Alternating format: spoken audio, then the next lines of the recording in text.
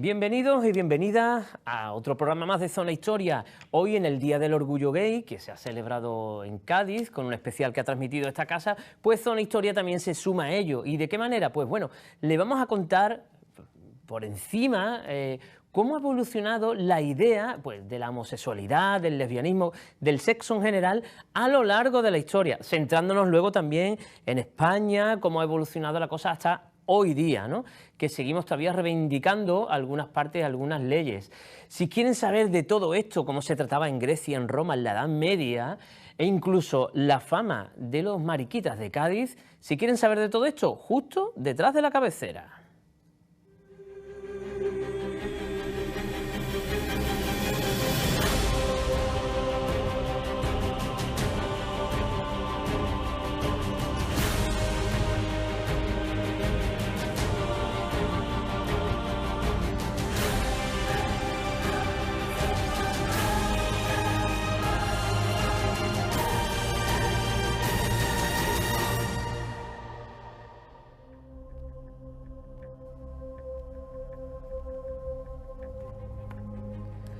Bueno, pues ya estamos aquí detrás de la cabecera, tenemos un programa por delante con muchísimos datos y para hablar de todo esto nos hemos traído aquí al plató al catedrático de Filosofía de la Universidad de Cádiz, pues Paco Vázquez, bienvenido.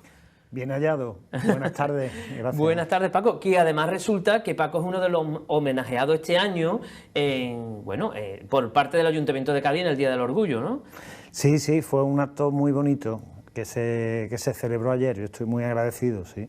Claro, y el mérito de Paco es por haber investigado, en este caso una de tus investigaciones ha sido la evolución, de cómo se ve el género y aparte de las leyes, ¿no? Un poco todo desde el siglo XIX más o menos hasta hoy, ¿no? Sí, bueno, yo he trabajado desde la prostitución, desde la prostitución en la Edad Moderna en Sevilla, de las mancebías de la época de Cervantes hasta prácticamente hasta la época del franquismo.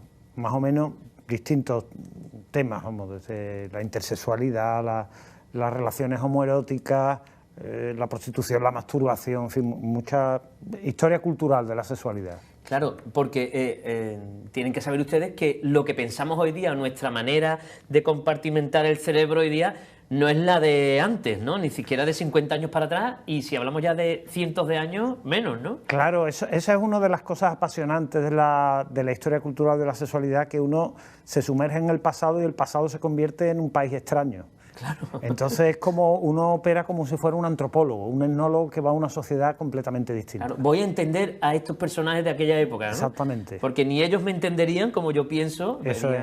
Me tratarían como un hereje, quizás, los llevarían a la hoguera, y hay que entenderlos a ellos también en su contexto. Incluso la semana pasada hablábamos de Catalina de Erauso, sí. Personaje que hoy día incluso cuesta encajarlo, pero si te parece, Paco, nos retrotraemos un poquito a lo que yo creo que entre todos conocemos. Yo he estado leyendo incluso en la prehistoria, la homosexualidad y tal, no nos vamos a ir tan lejos, sí. Porque sí que es famoso... se dice la homosexualidad griega, ¿no? Esto del mundo griego que era un poco liberal, ¿no? ¿Cómo explicaría? Claro, efectivamente, hay un tópico que nos dice que en la cultura, la civilización griega era muy tolerante con los homosexuales. Pero claro, eso dicho así es muy precipitado, porque el problema es que en la civilización griega homosexuales no había. En el mundo griego la distinción pasaba por un registro que no era el de si uno tenía relaciones con personas del mismo género o de distintos géneros. La distinción, la clasificación se hacía según si uno era activo en la relación sexual, tenía el papel activo o tenía el papel pasivo.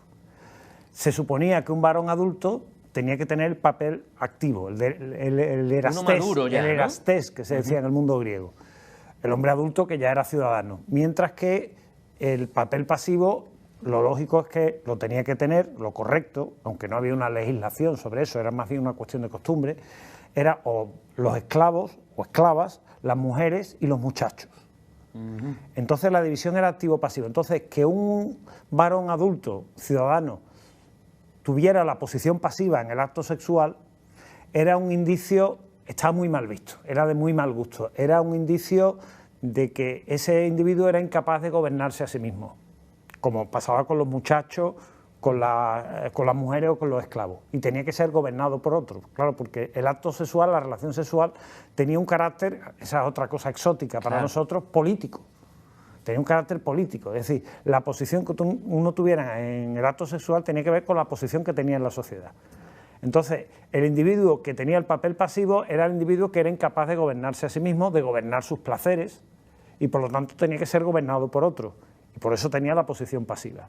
Pero el individuo que se dejaba llevar por sus placeres tenía la posición pasiva. Claro. Sin embargo, el individuo que controlaba no.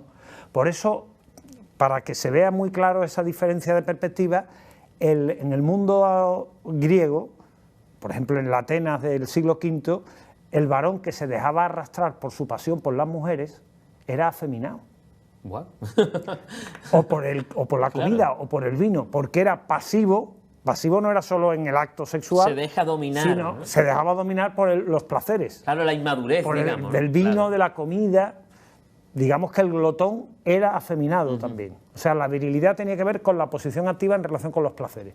Claro, es una gramática que no es la nuestra. De hecho, incluso en el mundo romano tenemos a Adriano, ¿no? El emperador, sí, emperador además de sevillano, que tenía su pupilo, digámoslo así, que era Antinoo. Muy famoso esta pareja, que incluso da nombre a algunas asociaciones de colectivos homosexuales. Él era muy, digamos, fan de los griegos, digámoslo así, pues de hecho tenía barba, como los griegos y tal, y mantenía este tipo de relación, ¿no? Con un muchacho del cual se enamora. Efectivamente, era el modelo del Erastés Erómenos, que era el modelo griego. Es verdad que en el mundo romano, sobre todo a partir de las leyes de Augusto, que son leyes muy protectoras de la familia y que son proclives a fomentar la natalidad, empieza a estar muy mal visto esa modalidad de relación, pero se mantiene, esa tradición se mantiene. Tenemos que pensar que es una tradición, para que se vea la diferencia con respecto a la nuestra, donde lo determinante no es el género de la pareja con la que se tiene la relación, sino la posición activa o pasiva en el acto sexual, y luego una relación muy determinada por la diferencia de edad. Es siempre la relación de un adulto con un joven. O sea, es muy distinto al gay moderno, que mantiene una relación con personas que no tiene por qué ser de menor edad y donde lo determinante es que es del mismo género. A los griegos lo del género les daba igual. Lo importante es que se fuera activo y no pasivo, en el sentido de la virilidad era la actividad. Por eso la relación sexual con una mujer, donde el hombre tenía una posición pasiva, el cunilingus, para entendernos, estaba muy mal visto en el mundo porque el hombre griego. se rinde, ¿no? Exactamente, en el mundo romano. Era una situación de pasividad ante la mujer. Era degradante. ¿Cómo se puede ver? Era una práctica degradante. Un cuadro con diferentes vistas, ¿no? Completamente, claro. Alucinante. Y sin embargo, en el mundo romano, que se supone que hereda mucho de Grecia, hemos visto a Adriano, que era muy fan de lo griego. Como tú bien dices, la cosa ya se va torciendo, ¿no? Sí, ya se empieza, ya digo, a partir de Augusto hay una, digamos, el modelo de familia y de relación de pareja convencional, sexual, entre el marido y la mujer, se convierte en una especie de norma o de patrón oficial, muy vinculado a la necesidad de fomentar la natalidad, a la necesidad de aumentar también la fuerza militar. Claro. Entonces se empieza a ver mal las relaciones homoeróticas, el modelo de la pederastia antigua, de la pederastia ateniense, de la pederastia griega. Claro, pederastia no de abuso infantil, como hoy pensamos, sino de relación con relación entre adulto y muchacho y joven. Claro, luego llegará el cristianismo, que aportará otra visión a las relaciones, ¿no? Claro, esa relación pasa a ser pecaminosa. Claro, ya empieza el pecado. Claro, aparece, es una relación de sodomía. El concepto de sodomía, Sodoma, Gomorra, también introduce un elemento nuevo, porque la sodomía significa la relación por vaso indebido. Entonces, sodomía puede ser entre un hombre y una mujer. Claro. También, siempre que la relación sea por vaso indebido, de manera que no se permita seguir el mandato divino de creced y multiplicaos. Claro, la procreación. En la procreación, en la sodomía, en la tradición teológica cristiana, el sodomita es un rebelde contra el mandato divino. De proseguir la obra, la creación de Dios no termina en los 7 días del Génesis, se continúa con la procreación. Entonces, y estos se están entreteniendo en otra cosa. Entonces el sodomita se revela, pero la sodomía en principio puede ser también con una mujer, puede ser también con una mujer. Siempre es relación por vaso indebido.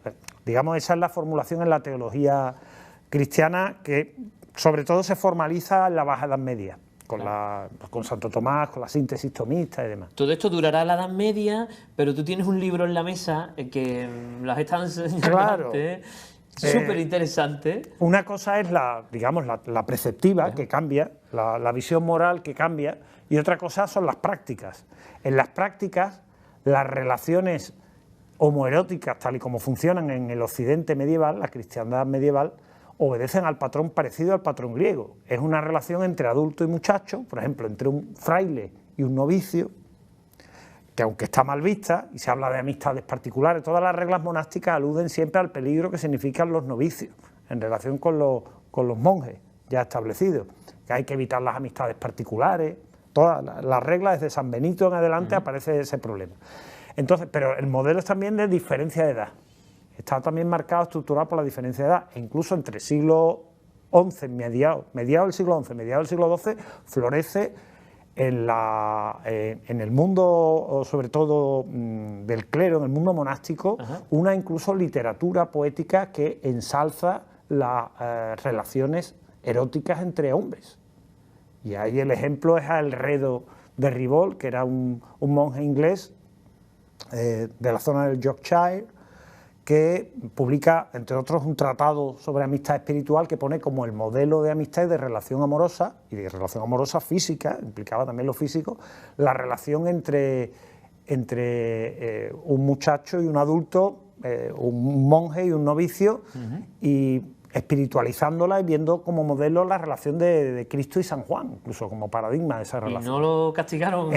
No, porque en la Edad Media la gran persecución, aunque España es un poco precoz con las leyes visigóticas que condenan la sodomía con la pena de muerte, pero la gran avalancha legislativa, esto hay Boswell, que es un gran historiador de las relaciones homoeróticas en el mundo medieval, lo estudia. Al final de la Edad Media es cuando aparecen en toda Europa las legislaciones persecutorias de las relaciones sodomíticas, como en las leyes civiles. Claro. La tesis de Boswell es que no viene eso tanto del credo cristiano, no viene tanto de la Iglesia, sino de la aparición al final de la Edad Media de los estados, la unificación de los estados, que implica una unificación de las creencias y de las prácticas. Entonces, ese tipo de prácticas disidentes empiezan a ser mal vistas. Y lo que hace la teología es un poco adecuarse. Hay una reinterpretación un modelo, del Sodoma, del pasaje de Sodoma en la Biblia, que se tomaba como un pecado de hospitalidad, no tanto de relacionado con la sexualidad, y eso se reinterpreta en un sentido del pecado contra natura, del pecado de sodomía como pecado contra natura, un poco legitimando ideológicamente desde la teología el giro que es más bien de la formación de los estados modernos. De los estados. Y uno de los estados es Florencia, porque el libro al que yo hacía alusión, que es Amistades Peligrosas, que nos habla de la homosexualidad y de la cultura en el renacimiento de Florencia. ¿Qué ocurre en Florencia? Del Renacimiento. El libro Forbidden Friendships es uno de los grandes libros sobre historia de la homosexualidad. Ese libro de un historiador americano, que es Michael Rock, ahí hay algo sorprendente. Ahí analiza, porque existía una especie de ronda de la noche o de guardia de la noche en Florencia que perseguía las prácticas de sodomía en la ciudad. Claro, Florencia, hablamos entre 1430, aproximadamente 1502, tenía unos 40.000 habitantes. Bueno, pues aproximadamente en ese periodo, a partir de los registros muy bien conservados de la guardia esta de la noche, Michael Rock descubre que aproximadamente 17.000 varones jóvenes, situados entre aproximadamente los 20 y los 40 años, fueron detenidos por práctica sodomítica en Florencia en ese periodo. Unos 3.000 fueron condenados, pero 17.000 fueron detenidos. No condenados a muerte, claro, la mayoría, pero detenidos. Eso significa un nivel de 2/3 de la población de ese intervalo de edad se entregaba a esas prácticas. Y otra cosa que dice Michael Rock es que indistintamente llevaban a cabo esas prácticas o tenían relaciones con prostitutas. O sea, la idea que para nosotros una cosa excluye la otra y que el homosexual es una personalidad que tiene... diríamos, no, son bisexuales. Bueno, no, eso es una categoría también nuestra. Pansexuales, ¿no? Que también son categorías nuestras que aplicamos. Ahí se funcionaba, era activo-pasivo. Los activos no veían perdida su virilidad por tener relación con muchachos. O sea, vuelve el modelo griego. Es que es la continuación, en el fondo, del modelo griego. De hecho, el Renacimiento lo que recupera es el mundo griego, el mundo es un latino. modelo estructurado no por el género de la pareja, sino por la diferencia de edad y por la diferencia de posición activa-pasiva. La posición activa no afectaba a la virilidad. Eso luego se ha llamado modelo mediterráneo, porque en el mundo mediterráneo, tanto en el sur de Europa como en el norte de África, se mantiene hasta casi, bueno, y en Latinoamérica casi hasta ahora. O sea, la idea de que si el varón es activo, eso no merma su virilidad. Paco, pero luego aparece otro modelo. Claro, porque de hecho Catalina de Arauso, que se va a mover en estos siglos, siglo XVI, XVII, no es recuperada su memoria hasta el siglo XIX, porque es cuando cambia un poco también la mentalidad de nuevo. Claro, el caso de Catalina de Arauso no tiene que ver con la sodomía, porque además es la Virgen, pero como el género, ¿no? Claro, tiene que ver efectivamente con el género. El caso de Catalina de Arauso tiene que ver con... Es el caso de una mujer que es un modelo de virilidad. Claro. Es una época... la sociedad cortesana española del 16-17 que se critica el amaneramiento de la aristocracia frente a la aristocracia guerrera. La aristocracia española está cayendo en los lujos y en el amaneramiento, en el afeminamiento. Pues vimos que ella era guerrera. Y ella es que en América se dice, una mujer nos tiene que dar lecciones de lo que tiene que ser un verdadero caballero que es guerrero, porque además Catalina de Arauso se batió en duelo, mató a muchísima gente. Entonces, claro, eso tiene que ver, efectivamente tiene que ver con el tema de la virilidad. Pero en el 16-17, en general, la sodomía entra dentro de las categorías de los delitos vinculados a los delitos de dogma, a los delitos de fe. Además. En Aragón, en los reinos de Aragón, de la corona de Aragón, es perseguida por la Inquisición. En Castilla, la corona de Castilla, como pasaría, por ejemplo, en Cádiz o pasaría en Sevilla, dependiente de la Chancillería de Granada, son los tribunales reales los que las persiguen. Y es condenada a muerte siempre con el concepto ese de acto sexual por vaso indebido. Además, para que haya sodomía perfecta, tiene que haber penetración y emisión. Wow. Sodomía perfecta significa más grave, evidentemente. Y sodomía imperfecta es cuando no se dan esas condiciones. Si hay solo una masturbación o tal, no tiene tanta gravedad, no se condena a muerte normalmente por eso. Pero las cosas cambian, según nos dicen los historiadores, algunos historiadores como Trumbach, británicos, y de Holanda, curiosamente a partir del siglo XVIII. A partir del siglo XVIII empieza a aparecer más el modelo en el que nosotros nos reconocemos. Ya hoy día, ¿no? Ya hoy día en el sentido de que la relación empieza a estar marcada por el género. Aparece el sodomita afeminado, podríamos decir. Claro. Es verdad que antes había en los burdeles hombres que se vestían, desde la Roma antigua, incluso hombres que se vestían de mujer, y ahí se tenía relación con ellos como varón activo, no se perdía la virilidad, pero era en los burdeles. No eran trans, no se les podía llamar. No eran y era un ámbito restringido a la prostitución, al burdel.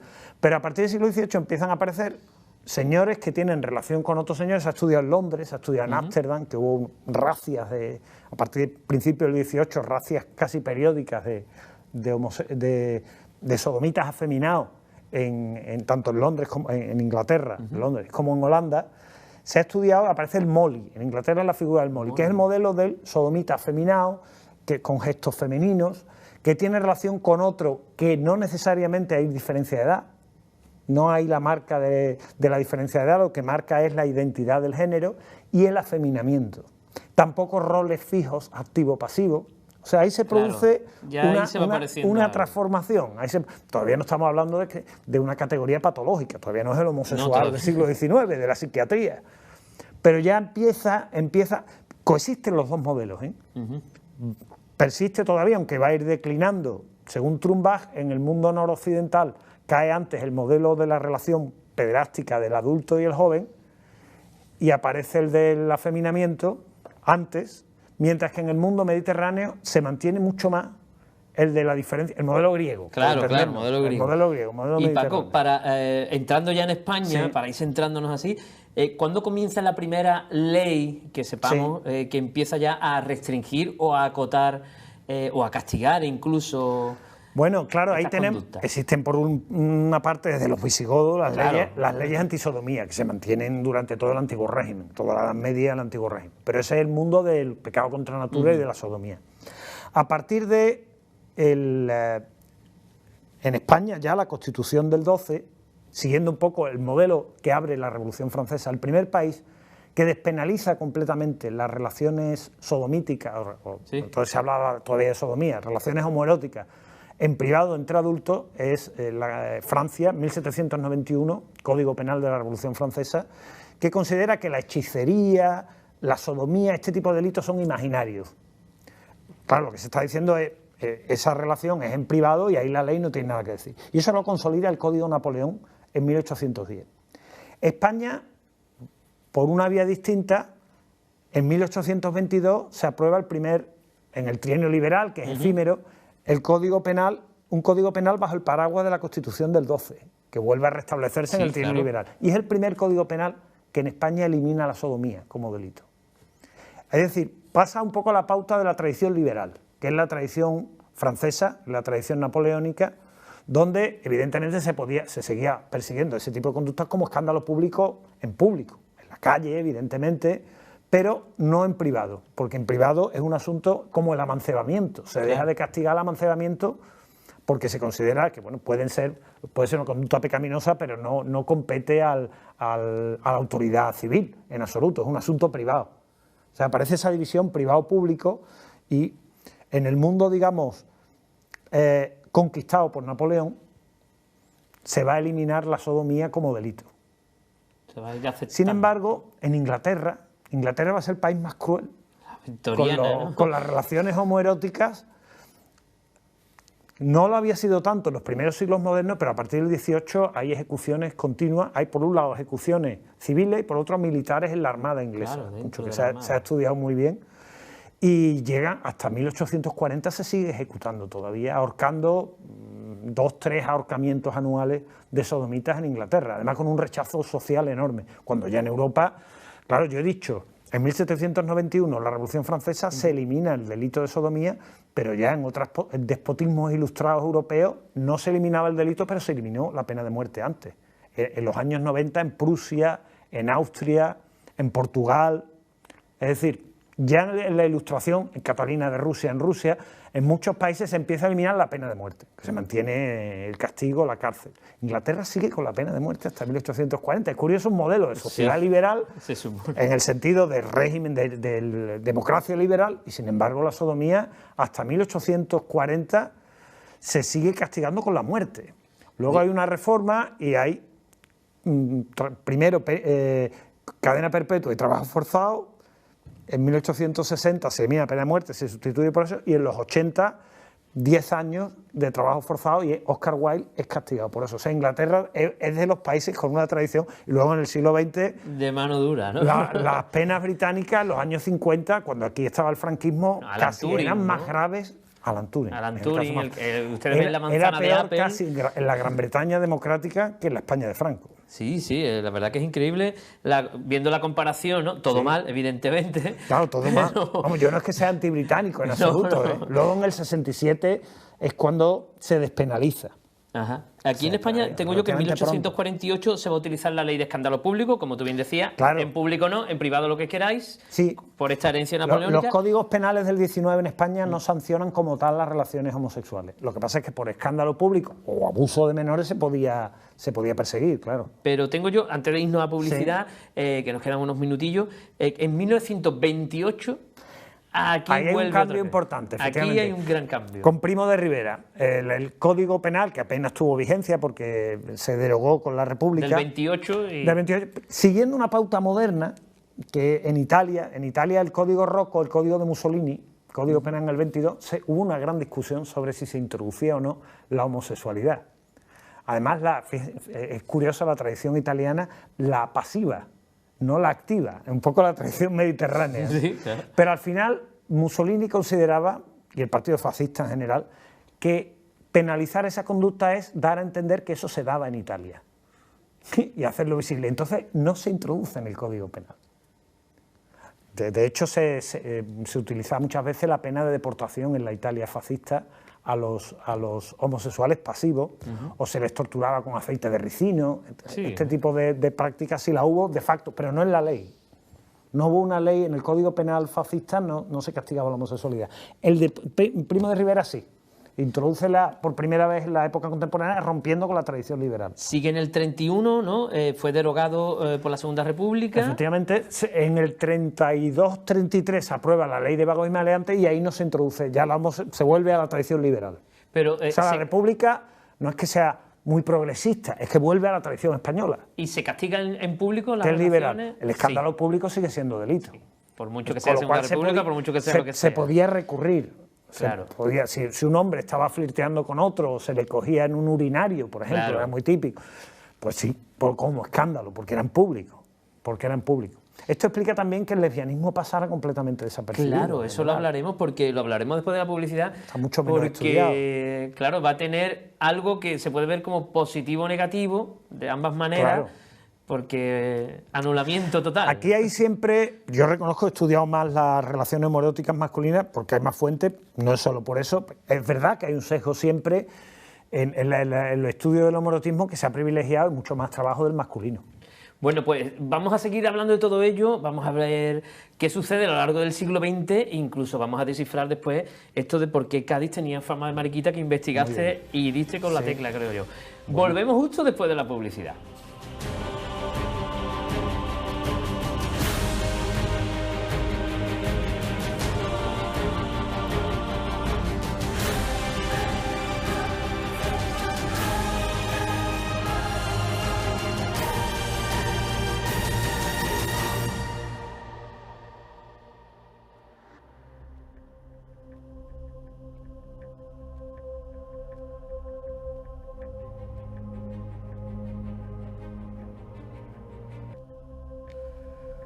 Bueno, pues regresamos de la publicidad, nos habíamos quedado con la anulación total del mundo de las relaciones femeninas, ¿no? En este caso el mundo del lesbianismo, que no hemos hablado de ello, pero porque no se habla, ¿no? Parece que no existe. Claro. Pero existe. No, evidentemente. En el amor entre mujeres, históricamente, la cuestión, aparte de que interesa en sociedades que son patriarcales, obviamente, las relaciones amorosas entre hombres afectan más a la autoridad y tiene más interés la autoridad por perseguirla. Pasa también con la masturbación femenina y masculina. La masculina preocupa mucho más que la femenina. Pues lo mismo pasa en este terreno. Pero además aquí se da la circunstancia de que, por un lado, en tanto las relaciones homoeróticas femeninas son en privado, no hay, digamos, en público, no hay una prostitución femenina homoerótica, o por lo menos no la ha habido históricamente. Femenino. Efectivamente. Y luego, incluso históricamente, ha predominado la mentalidad de que las relaciones homoeróticas en los internados entre mujeres eran una cuestión de amistades temporales y casi de entrenamiento para la vida matrimonial posterior, y no tenían demasiada importancia. Cosas de chiquillas, ¿no? Efectivamente, no se le daba mucha importancia. De hecho, hay toda una tradición de poesía homoerótica en la misma España del XIX, femenina, de señoras casadas entre ellas, muy arrebatadoras, de un erotismo muy físico, y sin embargo las propias que escribían esas cartas ni siquiera eran conscientes de que aquello tenía un carácter homoerótico, como tal. Entonces había la idea de o la inexistencia o que era algo temporal, a la vez como era algo en privado, de la invisibilidad. Esa invisibilidad se duplica además con la invisibilidad en buena medida para los historiadores, salvo en el mundo anglosajón, donde tenemos una cultura, por la tradición protestante, de diarios íntimos, de correspondencia privada muy intensa entre mujeres, y entonces que se ha conservado además en archivos privados, y eso ha permitido que en el mundo anglosajón sí existen desde los años por lo menos 80, 90 estudios muy buenos y muy serios sobre las relaciones homoeróticas femeninas. En el mundo, por ejemplo, latino, la cosa es más complicada, porque, por ejemplo, procesos penales se encuentran muy pocos. Hay algunos procesos inquisitoriales. Bueno, tenemos una boda en 1901, ¿no? Bueno, ese caso, que es el caso que descubrió Narciso de Gabriel, que era un historiador de la educación, que es buen amigo, de que se hizo luego la película de Isabel Coixet, ese caso, claro, fue muy sonado porque esta pareja de maestras gallegas intentaron fraudulentamente casarse por la iglesia. Una va de hombre, ¿no? Efectivamente, ese fue un caso de 1901 de dos maestras gallegas. Probablemente sería muy común el homoerotismo entre mujeres que vivían solas, eran independientes económicamente, en pueblos y demás, como pasaba en Gran Bretaña, que sí se ha estudiado. Pasa desapercibido, dos maestras incluso que muchas veces eran como filántropas, hacían una labor social en los pueblos importantes, y eso pasaba desapercibido. Podía pasar perfectamente desapercibido, sin ningún problema. O la gente podía pensar, pero era un secreto a voces, podríamos decir. Y nadie, no suscitaba ningún escándalo. Este caso sí fue escandaloso porque hubo una tentativa de casamiento, engañando al cura de La Coruña, que era la parroquia de San Jorge. La película de Coixet, que como película me parece artísticamente muy lograda, pero como reflejo, digamos, histórico, yo solamente le pondría una pega, y es que ella feminiza mucho a las dos mujeres que son protagonistas de la película, feminiza en su aspecto, ¿no? Pero en la realidad, una de ellas, que era Elisa, se concebía a sí misma como casi como un hombre. Se ven las fotos bastante bien de la época. Claro, y diríamos, una persona trans. Bueno, claro, una vez más son proyecciones un poco anacrónicas. Ella incluso insistía mucho en que era hermafrodita, o se veía que no. Es verdad que parece ser que no. Cuando fueron a Argentina, ya después de huir de España, escapando de todo esto, ¿no? Una de ellas, Marcela, se casó con... No, perdón, Elisa se casó con un adinerado holandés que estaba en Argentina, ya mayor, con la idea de que el hombre moriría pronto y se podría ir con Marcela y con la niña, porque Marcela se había quedado embarazada en España. En fin, toda esta historia es muy larga. Es una historia muy larga.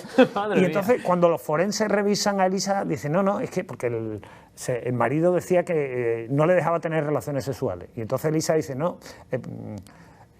ella vuelve a insistir en que es hermafrodita, lo revisan los médicos, no es hermafrodita, pero es verdad que no puede tener relaciones sexuales. Es decir, que ahí había un componente que no solo era físico, de sexualidad homoerótica, que es como lo refleja la película de Isabel Coixet, sino de género. Claro. O sea que Elisa se veía de un género que no era exactamente femenino. Claro, que ya hoy sí podríamos catalogar. Hoy sí, hoy a lo mejor entonces... entonces no era sabemos. Hombruna, la llamaban o civil, el guardia civil en el pueblo, porque además iba con pistola. Iba con pistola, en fin. Es un caso, desde luego... Pero esto es lo que estamos diciendo, es a lo mejor a través de un caso escandaloso, que es como una especie de grieta por la que un historiador, en el caso de Narciso de Gabriel, lo encontró por casualidad. Claro. Porque él es un historiador de la educación, de las escuelas normales. Y de ahí salieron las maestras. Viendo la Escuela Normal de La Coruña, encontró de pronto recortes de prensa, porque además las dos eran maestras, una de ellas, Marcela, estaba trabajando, le hicieron un expediente administrativo y dijo, ¿esto qué es? Y por ahí salió ese caso. Pero es complicado en España, porque además de ellas no tenemos correspondencia ni discursos en primera persona, no saben muy bien cómo se percibía. Bueno, ya lo que me has contado yo creo que a mí me ha alucinado. Ahora pretende uno saber más de ello, habrá que ver la peli. Paco, llega evidentemente la época franquista, con diferentes épocas dentro, diferentes, pero de primeras es un objetivo, por ejemplo, de depurar al mundo homosexual, o pasa desapercibido, porque la ley viene mucho más tarde, ¿no? Obviamente, claro, la ley es posterior. Obviamente hay una tradición homofóbica que además es sobre todo de rechazo a lo que significa de afeminamiento y pérdida de virilidad, pero bueno, esa venía, quiero decir, esa estaba en el bando franquista y estaba en el otro bando, sí, claro, mayoritaria, de una forma mayoritaria, obviamente. Entonces, inicialmente el franquismo continúa, no deroga la ley de vagos y maleantes, continúa en la misma ley. Sí es verdad que en el año 42 reforma la ley, el Código de Justicia Militar, y de una forma explícita sí se sancionan las relaciones homoeróticas en el ejército y en la armada. Aunque había antecedentes también en la legislación del 19 española a ese respecto.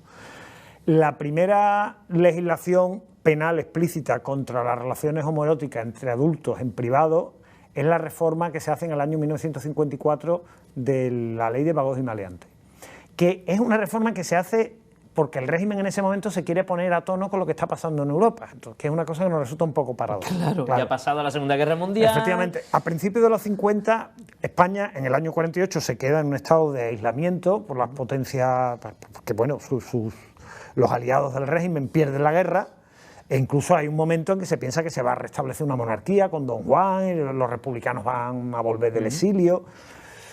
Finalmente España, por el sesgo anticomunista del régimen de Franco y la aparición de la Guerra Fría, va a contar con el apoyo de los Estados Unidos. España va a buscar un poco la salida del aislamiento, presentándose como baluarte anticomunista y posible aliado de Estados Unidos, y por otro lado el Vaticano. Franco elimina todo lo que era el resabio falangista, Ajá, que podía tener tintes fascistoides vinculados a Alemania o a Italia. Serrano Súñer, todo su grupo se deja a un lado, y cobran protagonismo los católicos vaticanistas, la gente de Acción Católica Nacional Propagandista, por ejemplo, Martín Artajo, ministro de Asuntos Exteriores, que había sido ministro en el Vaticano. El concordato es del 53, la firma de las bases militares en el 53, España entra en la ONU en el 55, y en ese ambiente se toman dos medidas un poco para contentar al bando católico, al familiarismo católico español. Una medida es la prohibición de las relaciones homosexuales en privado, que además empieza a despegar el turismo y se empieza a temer que en los lugares de costa este tipo de costumbres, que son ajenas al espíritu nacional, pueden expandirse. Y por otro lado, la ley que prohíbe la prostitución en 1956, la prostitución reglamentada, prostitución tolerada, que venía del 19 y que en España existía. En el 35 la República la elimina, curiosamente, claro. En el año 35.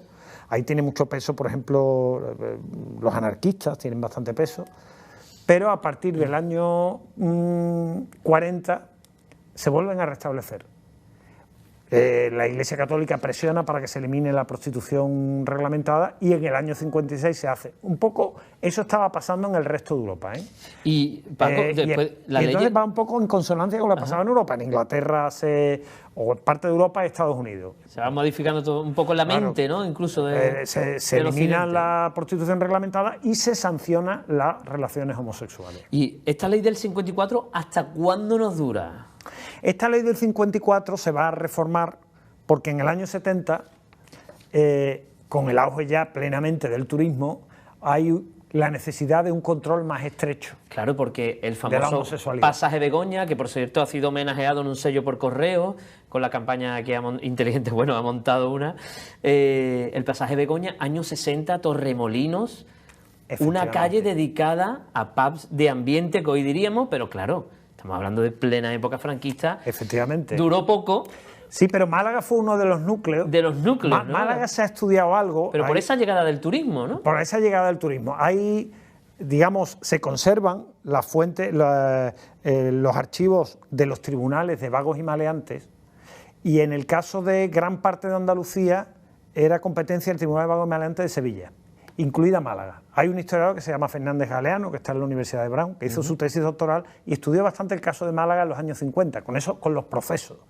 O sea, ahí tenemos una documentación seriada importante, y lo del turismo está completamente presente. Sí, es que además la mayoría de pubs eran de un americano, una inglesa. Efectivamente. Hay cartas explícitas, he visto documento explícito al gobernador civil de Herrera Oria, que era el fundador de Acción Católica Nacional Propagandista, para que frene esto, que en Málaga está como disparado. Que se estaba disparando. Efectivamente. Entonces la ley de peligrosidad social, que se aprueba en el año 70, es un intento de hacer frente de una manera más organizada, con un planteamiento. Ya no eran medidas de seguridad, porque hay que pensar que en el 54 no eran penas exactamente lo que se establecían con los homosexuales, sino medidas de seguridad. Es decir, son individuos que, con independencia de lo que hagan, su forma de ser homosexuales es peligrosa. Por eso van a campos para de la trabajo, sociedad, ¿no? Y aunque no hayan hecho nada, son susceptibles de detención. Esto continúa con la idea de peligrosidad, la ley de peligrosidad social. Y entonces pasan de campos de colonia, una especie de campos de concentración, colonias agrícolas penitenciarias, ¿sí? Te fías, sobre todo en Formentera. Formentera, sí. Se pasa a los centros de rehabilitación. con teóricamente más presencias de educadores, de psiquiatras. Luego en la práctica esto no era tanto. Como para curar. Exactamente, es una especie de curación, ¿no? La Sí, idea pero es cuando uno lee los testimonios de las personas que pasaron por allí... educacional. No, claro, era... En todo este tiempo hay que decir que la justicia franquista en relación con los homosexuales es una justicia de clase. Si uno era homosexual, pero no solamente que fuera de buena posición, simplemente si tenía un trabajo fijo o tenía vecinos o un párroco, muchísimo más, que respondiera de él, normalmente se le podía detener, pero luego no llegaba ni siquiera a juicio.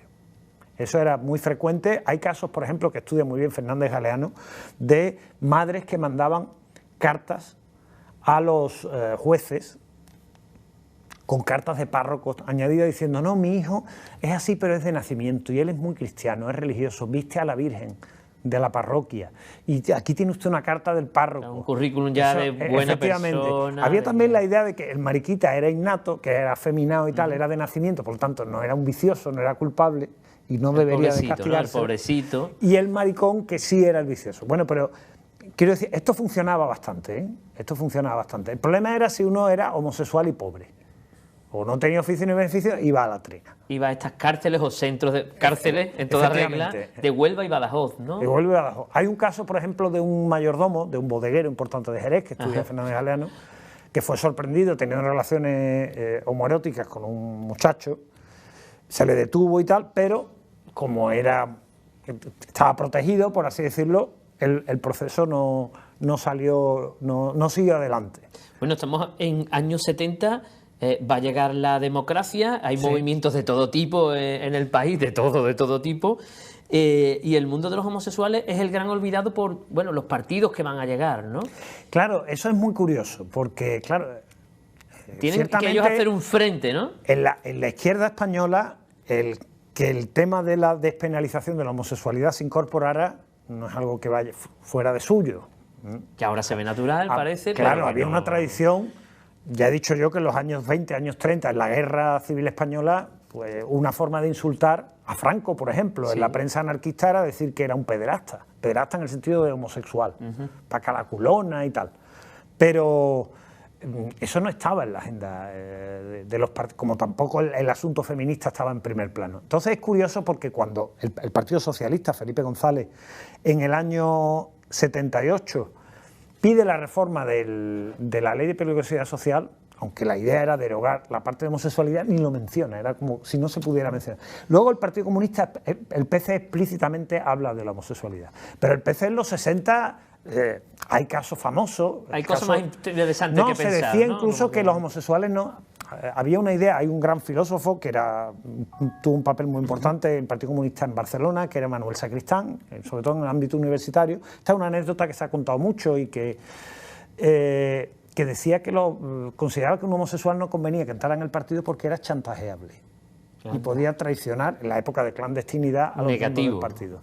Y de hecho hubo el caso de Gil de Viedma, que el escritor Gil de Viedma en Barcelona, que quiso entrar en el Partido Comunista, pero Sacristán recomendó que no se le dejara porque existía ese peligro. Sobre eso se ha discutido, se ha hablado mucho, pero indica un poco que en la sensibilidad de izquierda el tema de la homosexualidad como que no estaba muy presente. Y es por eso que el mundo LGTB, bueno, no solo los gays, sino también lesbianas, trans, incluso van conformando asociaciones, en este caso ilegales, clandestinas, hasta el momento de la manifestación de Barcelona, año 77.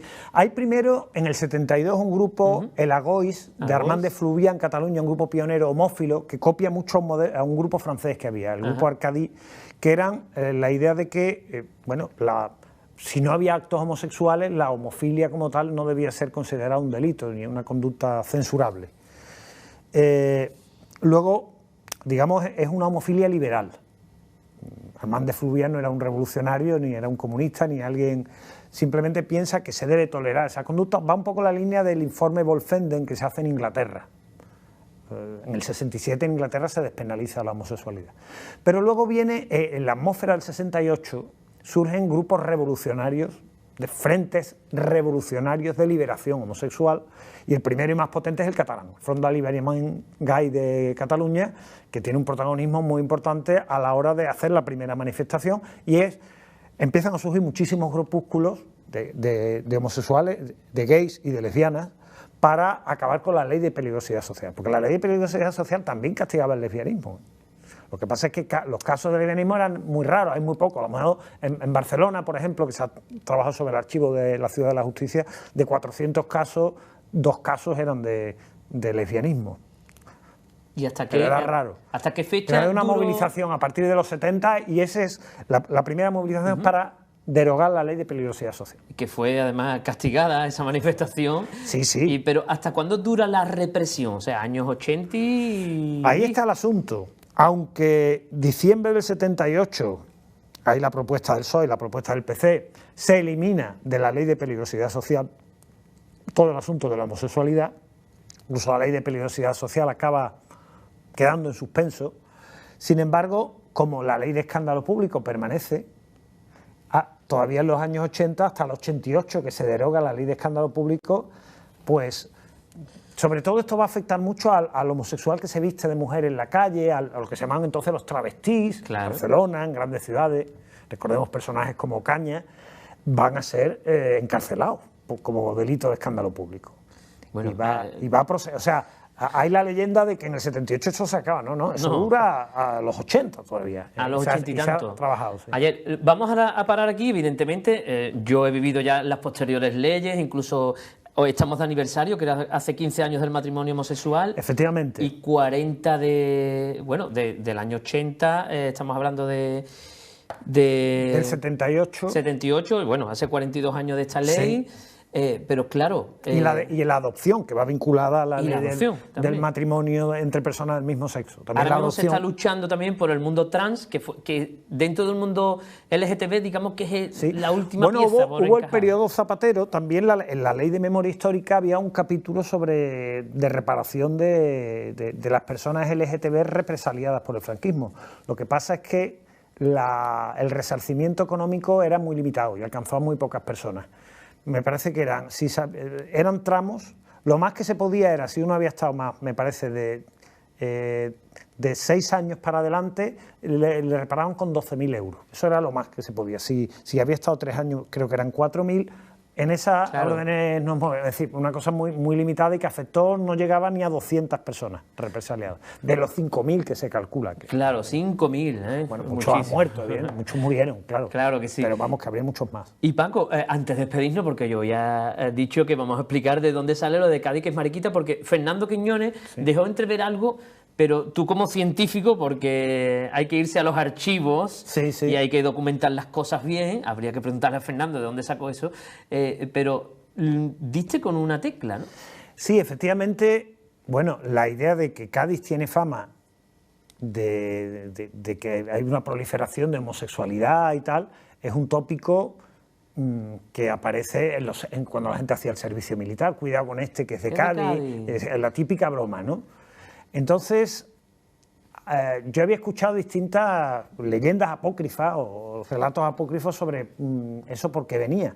Y una de ellas, por lo que me han contado, porque yo no tuve ocasión de verlo directamente, ni siquiera sé si él lo dejó por escrito, es la que se contaba de Fernando Quiñones, hablaba de que, y contaba delante de la caleta, de que en el siglo XVIII, eso es verdad que pasaba, se deportaba a prostitutas y sodomitas, gente de mal vivir, a las Américas. Y que hubo una deportación desde Cádiz y que el barco donde iban se naufragó en la caleta y entonces los náufragos fueron acogidos muy bien por la ciudad.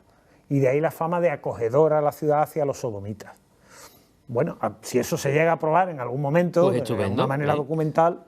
Luego también ha habido muchas teorías, también la idea de que eran, como aquí en el franquismo, llegaban muchas veces para Canarias, en los años 50, incluso antes. Los deportados que iban al campo de Tefía, pues que también como pasaban por Cádiz, porque también era por esto. Yo el caso es que encontré, y fui tirando del hilo, a partir de trabajando sobre la prostitución en Sevilla, encontré noticias a los sarasas de Cádiz, porque los sarasas a finales del 19. Y digo, ¿esto qué es? Lo dejé aparcado cuando lo vi en los años... Sí, lo que hacemos los historiadores, ya lo veré, ¿no? Aparcado a finales de los años 80, cuando vi las noticias. Wow. Luego ya entré a fondo, 20 años después, prácticamente algo más, y efectivamente en la prensa no solo española, sino francesa o alemana, hubo un gran escándalo en Cádiz en octubre de 1898 porque fue denunciado el gobernador civil de Cádiz, Pascual Ribot, que era mallorquín, por Suárez de Figueroa, que era un diputado conservador. En un periódico que él dirigía se acusaba de que había reglamentado la prostitución masculina homosexual, o de invertidos, como se decía en la época. Y claro, esto fue muy escandaloso, porque se decía, bueno, si han tenido que reglamentar la prostitución masculina en Cádiz, ¿cómo estará la prostitución en Cádiz? Madre mía, ¿no? Claro. ¿Qué pasa con Cádiz, ciudad de Sarasa, las cosas de Cádiz? Ya, claro. Esto se proyectó en toda la prensa nacional y ya digo, incluso internacional. Claro, el momento, ¿cuál es? El momento es después de la derrota de Santiago de Cuba. En Cádiz había más de 100.000 soldados repatriados. El gobernador civil entonces decidió tomar la medida de que a la gente de mal vivir tuviera que llevar una especie de cédula de identificación. Un carné, vamos. Una especie de carné. Y esto incluía a los sirvientes de Mancebía, que en La Habana, por ejemplo, se llamaban los Alfonsos, es una cosa curiosa, el personaje del sirviente de Mancebía, que muchas veces también ofrecía servicios de prostitución y se vestía de mujer. Esto que decíamos de que una prostitución, si un soldado, un marinero, se acostaba con un hombre vestido de mujer, su virilidad no era y era más barata, por lo visto, la oferta. Entonces, eso fue tomado por este diputado conservador, supongo interesadamente, como que le había dado un carné, como los carnés que tenían las prostitutas, un carné de prostitución a los prostitutos. Claro, como Ribot era cuñado de Gamazo, y Gamazo era el ministro de Fomento, el hombre fuerte del Partido Liberal en ese momento, se podía haber manchado, de Sagasta, claro. Ese escándalo fue enorme y se dijo que tenía que dimitir Gamazo por lo que había hecho su cuñado. Entonces hubo una crisis de gobierno. El asunto se decía de las cartillas de Cádiz generó una crisis de gobierno. Incluso en febrero del 99 hay letras censuradas que Ana Barceló, la investigadora, me proporcionó, que hacen referencia a canciones de carnaval, a coplas de carnaval que aluden a las cartillas. En vez de aquellos duros antiguos, aquellas cartillas antiguas de Cádiz fueron censuradas, evidentemente, pero ella las encontró, y era por el escándalo que había habido el año antes. Claro. Que tuvo una gran envergadura, incluso hay alguna viñeta en la prensa, en Gedeón, por ejemplo, que es prensa satírica de la época madrileña, donde salía en la portada. Se ve a los mariquitas de Cádiz diciendo, anda hija la que hemos liado, vestidos de mujer, y se ve a los señores con levita y con sombrero de copa tirándose de las barbas. O sea, lo que se decía, lo que no ha provocado el desastre de Cuba, lo ha provocado los mariquitas de Cádiz. Bueno. Una crisis de gobierno. Y esa idea de que la crisis de gobierno estaba vinculada a lo de Cádiz dura hasta la Guerra Civil en memoria. O sea, la gente recordaba eso. Yo he encontrado en la prensa todavía en los años 10 años, 20. Luego se pierde después de la Guerra Civil y se pierde la memoria. A mí algún que otro amigo de fuera me lo ha preguntado y no he sabido qué contestarle, pero ya tengo que contestarle, incluso le mandaría el programa entero. Paco, lo tenemos que dejar aquí, se nos acorta el tiempo. Felicidades por el homenaje que se te hizo desde el ayuntamiento. Y nada, que tienes tu casa, pero ya hablaremos de otras cositas, ¿eh? Muchas gracias, por supuesto, a vuestra disposición. Y a ustedes, pues nada, guarden las distancias, pónganse mascarilla, por supuesto, y vean Zona Historia. Y además nos vemos otra vez dentro de 7 días.